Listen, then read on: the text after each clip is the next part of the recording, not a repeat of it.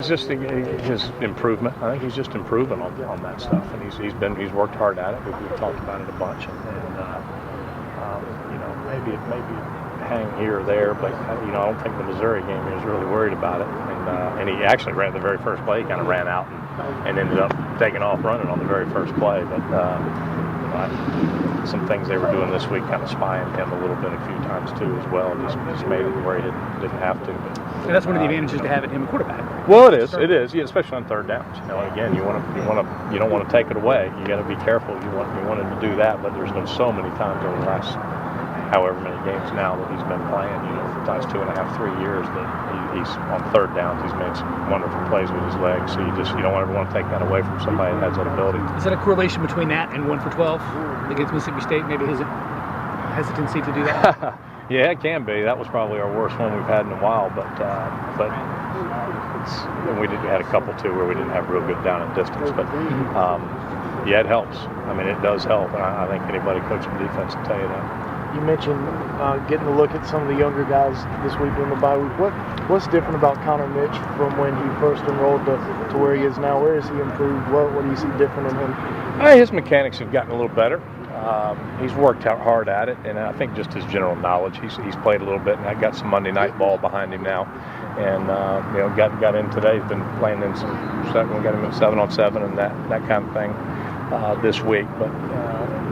He knows spring ultimately is when it's going to be his time, but you can't. He's done a good job of not wasting the fall, and that's always the talk you have with those guys at the beginning when they get here. Is yeah, you're going to redshirt, but you can't afford to go waste 4 months of knowledge. So he's done a good job with that, and I think it shows a little bit now. He's kind of a little more decisive on where to go with the ball.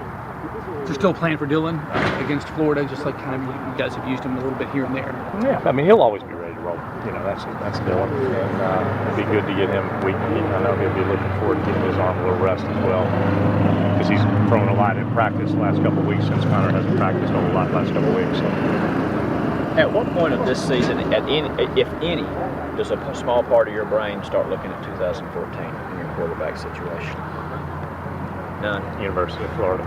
Yeah. 10 days. Yeah, we get controlled environment, you know. Right. Coaches, you getting the blinders Week on, to you know, week. it's hard, but I'll worry about that in spring. You know, December is always good. You know, when we get now that we're bowl eligible, we know we got some more practices, and you know, that's a good time always to start looking forward to, you know, getting them ready, kind of a little base before spring practice. So we'll do that in December. Nosovich and Mitch have done okay. With what they continue. Yeah, they continue to get better. Yeah, Brendan's gotten more reps here the last couple of weeks and done pretty well. He's slinging it around pretty good, and I got him in there on some Thursdays, running a 2-minute drill, seeing where he's at. And he's, you know, he's a smart kid, and has picked it up well. So I'm anxious for him in the spring, but you know, that'll be the spring. How'd the protection look when you look back at the film against Mississippi State? Was it as good as you had hoped? At times, not as good. You know, the very first play, I mean, we just got beat on a one-on-one block. It's not anything, you know, schematically. It's just a lot of times sometimes you get beat one-on-one in this game, and it really boils down to a game of one-on-one battles a lot of times, and it gets reduced to a one-on-one game, even though there's 22 guys out there, and sometimes guys get beat. So, you know, that's something we've worked on this week, and let's pick up at things of that nature, and we'll it seems continue like to do that. Davis has been doing a better job. Much better. Yeah, that's probably the hardest thing when you know, rookie running backs and stuff. That's the hardest thing they have to do is learn how to pick up blitzes and things. So yeah, he's doing much better.